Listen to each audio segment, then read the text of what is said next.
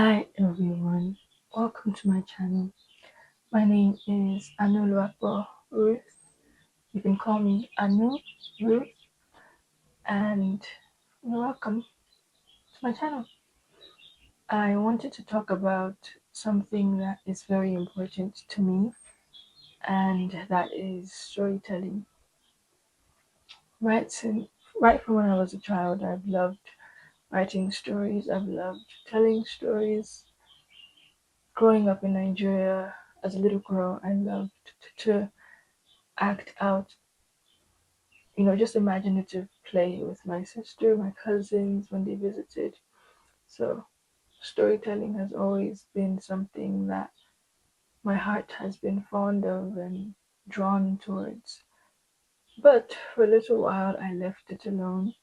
I can't really say for a little while because when I was much younger, perhaps around 6, 5, 7, I would act out made up stories, right, with my sister and cousins and classmates at school. And when I moved from Nigeria to America, right when I was around 8, when I turned 9, I was in my fifth grade classroom and I got an assignment to, you know, tell a story. It was a creative writing assignment, and I fell in love. I was like, wait, I can write these stories out and not just act what I'm imagining in my mind. I was like, that is amazing. Thanks, teacher. And since then I never stopped. So, yeah, I think storytelling has been a way for creative, like a tool of creative expression. I love to be creative. I love art. I love to draw. I love to paint. I love to work with my hands. I love designing things. I love building things. I remember there was a time in my life where I just loved to buy new furniture. If I saw a chair on Amazon, I'm buying it. If it's a table, and oh, excuse me. If it was a table that I saw online and I said, oh, I'm gonna have to fix this for myself and screw the nails and the, you know, everything and bring it together, or build it myself. I said, I love this. Let's get into it. So I've always loved to work with my hands. I've loved expressing myself creatively, whether it was with hair. I remember when I was in middle school, I would watch YouTube videos and just learn about how people can make their hair themselves. And then when I was 13, I told my mom, "Thank you so much. I'm gonna, you know, take over now. I'm gonna do my hair myself. You don't have to worry about my hair anymore." And then when I saw styles that I loved, it was usually like updos, twisted updos, braided updos. I just love doing updos. Something that would pull up my like show my face and give my face a good structure, a good frame. I loved to make those hairstyles, and then continued on, and ever since I've been making my hair myself. So yeah, I've always been someone that loves to tell stories, to be creative. But like I said, I want to talk about um, writing stories. You know, I in school during my primary and secondary school days, I would sometimes not really take notes of what the teacher was teaching, and I would be in my head and just imagine stories, and I would write them. I'm sure the teachers and my classmates that were maybe glancing around were like, "Oh my goodness, she is so focused and concentrated on what the teacher is saying." But I was writing stories. So, anyways, Um, yeah, I think that storytelling is such a great form of creative expression. But to move on now, I want to talk about something that I worked on recently and that I would love to share with you guys, with you all. I love um, creating fictional worlds and inviting the reader into this space, but not only just for the sake of creating fictional worlds and telling stories of fictional people. I think it's part of a way to advocate for humanity, whether it's talking about healing, talking about growth, compassion, courage, all these things. I think they are tools of advocacy, and I was inspired to write a fictional series on Substack, and it's now available on Substack.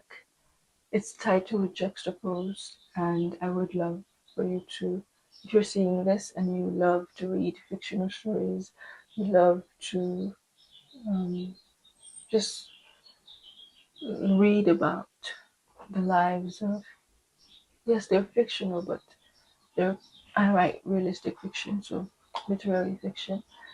Um, if you love, if that sounds like something you love to do, I invite you to visit my Substack and to read it. I'll put the link in my bio, and I would love to hear your feedback, to read your comments, and hear your thoughts. Yeah, I'm so grateful for Substack. I think it's such a place. I don't know if the plane is loud in my microphone. Um, give it 1 second. But yeah, um, I believe that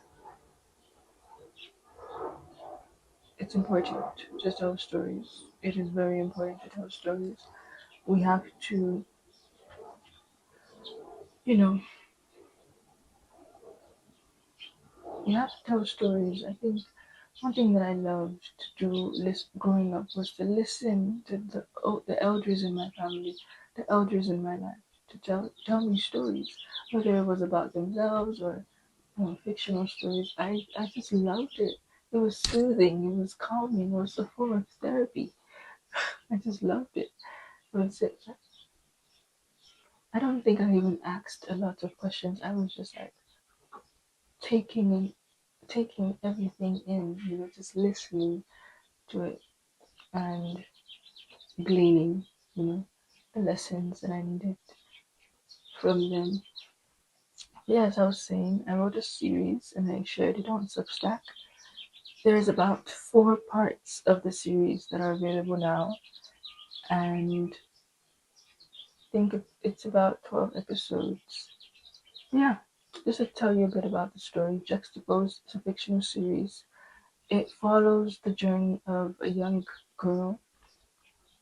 Um, she turns into a lady, as the story progresses, but she becomes a lady as the story progresses. But when you meet her at the beginning of the story, she's still a teenager, and she's embarking on a life-changing adventure, which is going abroad for school by herself.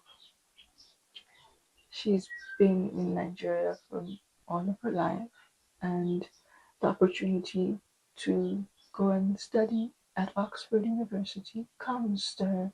She accepts it, she takes it on, and she embarks on this journey across the ocean, um, into Europe.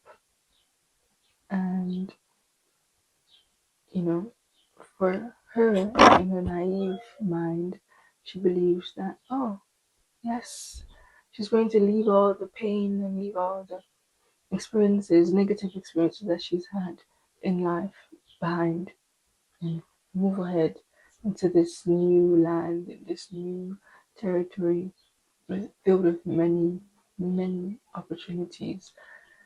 And she gets to Oxford and realizes that I thought, what she thought, what she expected was not what she experienced. I felt like the distance, between those who wounded her didn't kill the pain, it didn't take away the pain. It felt like now that she was in Oxford,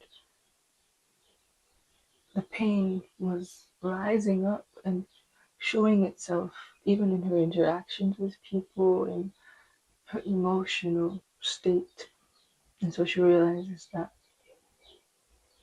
she has to address these wounds. And, with the sheltered life that she had in Nigeria and, moving across the world and now being open to meeting new people from different walks of life, different cultures, she realizes that people are not so different.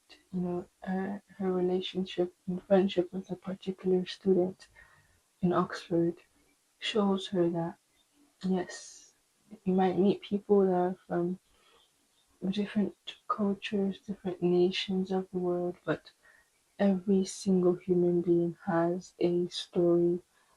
Everyone has wounds, soul wounds that some have healed from and some are still healing from. And you can't go to a person for healing, you go to God.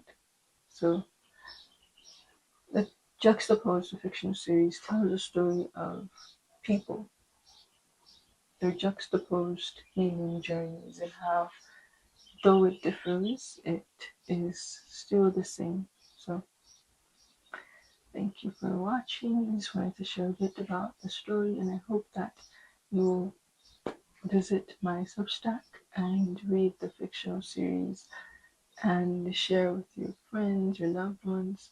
Leave comments, constructive feedback. I'm open to those as well. Comment it, message me. I just want to know your thoughts. It was a gift to write this series, and I'm so thankful because I was not alone. I had a friend, someone who coached me to get it out, because writing is a whole process. But yeah, alrighty, thank you for watching. Thanks for staying as long as this video, and hope you have a wonderful day, month, week, year.